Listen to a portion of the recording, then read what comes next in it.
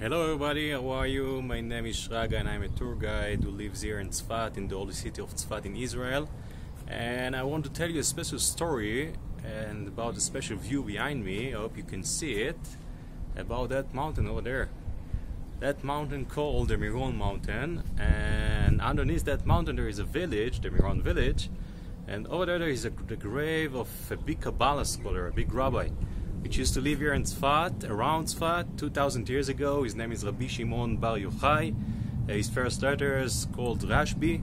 And the biggest Jewish celebration, which happened all over the world, happens once a year, in a special holiday, which is called baumer, which is supposed to be next week. Between 500,000 to 600,000 people coming to his grave over there in that village in 24 hours. This is the biggest Jewish celebration all over the world. Unfortunately, this year it's not going to happen because of the corona, and nobody's going to come there, and that's a shame, but that's what it is. And I want to tell you a special story about him, about that rabbi. I remember that one year the chief rabbi of Tzfat, Rabbi Shmuel Eliyahu, he asked us, the students, why do we think that so many people coming to his grave? I mean, there is so many rabbis and so many Kabbalah scholars and so many big tzaddikim that we know the day that they passed away, their Yutzeit. Why there isn't so many people which coming to their grave like that rabbi? 500,000 people in 24 hours. This is huge. And the answer which he gave is that people going to a place which they feel that they getting something. And he said that everyone that comes to his grave of Rabbi Shimon Bar Yochai feel that he gets something, some love, some light. And he gave a story. He said that Rabbi Shimon Bar Yochai is alive. Maybe the body passed away, died, but the souls stay forever. And he said Rabbi Shimon Bar Yochai is alive, and he getting in touch with everyone that's coming to his grave. And what he said, that he gave a story. He said that one day some guy, some rabbi from New York, came special to meet him over here in Tzfat, and he told him, Rabbi, I need your advice. I have a problem in my community in New York. I have some strong people in my community, and I'm saying something which I need that the community is supposed to do, and they say no.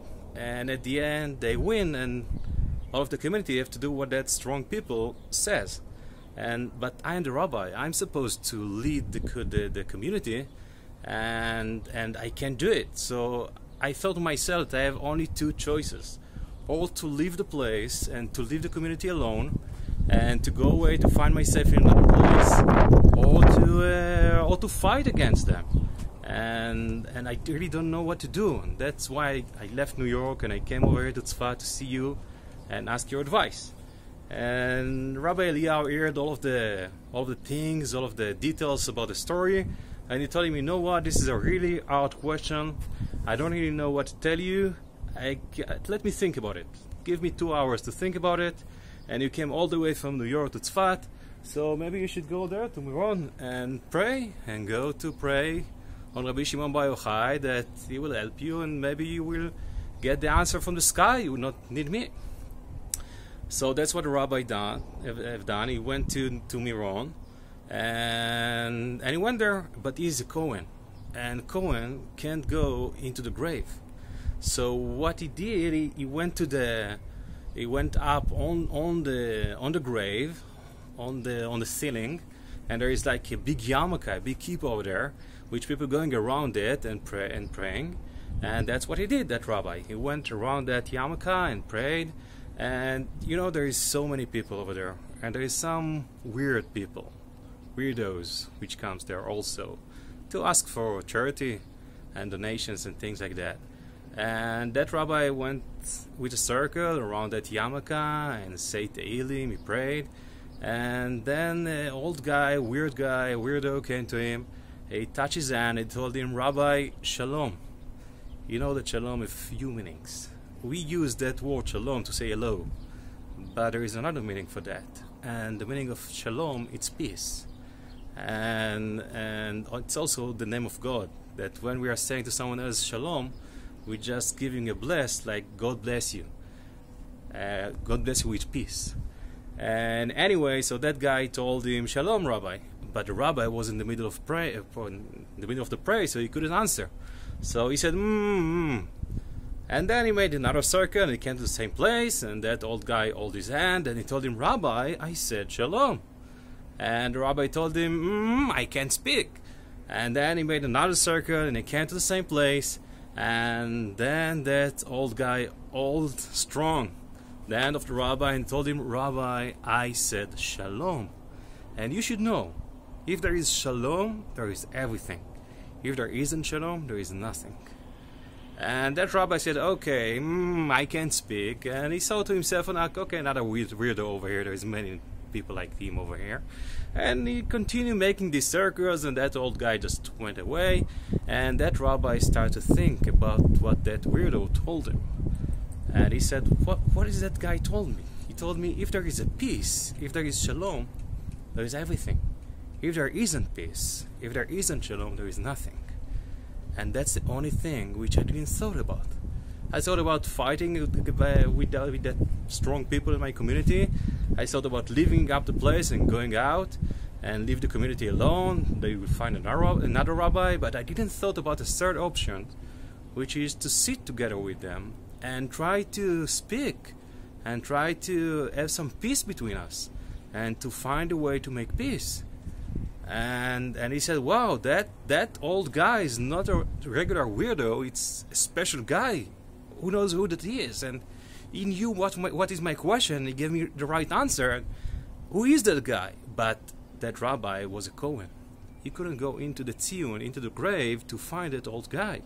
And that old guy wasn't around. So he took $100 bill and put it in there, and he said to everyone which was over there, I'm willing to give that $100 to everyone which bring that old guy to me. And there is many people over there which will be willing to get happily that $100 bill.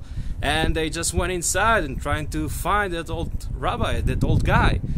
And they didn't find anyone. At the end, 2 hours passed already, and he had to go back to Tzfat, come over here to Tzfat to meet the chief rabbi of Tzfat, Rabbi Shmuel Eliyahu. And he came to Rabbi Shmuel Eliyahu and he asked him, Rabbi, do you have an answer for me?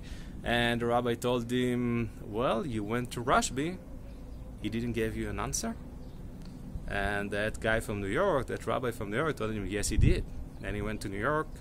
He made a peace with these strong guys. And that's the story.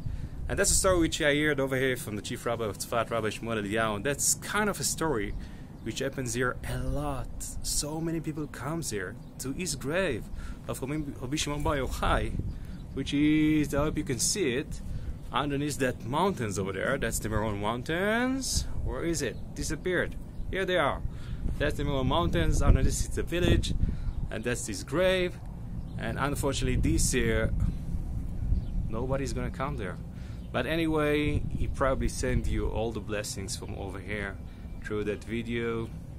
Goodbye everybody, and see you in Tzfat in the next tour. Come to visit us.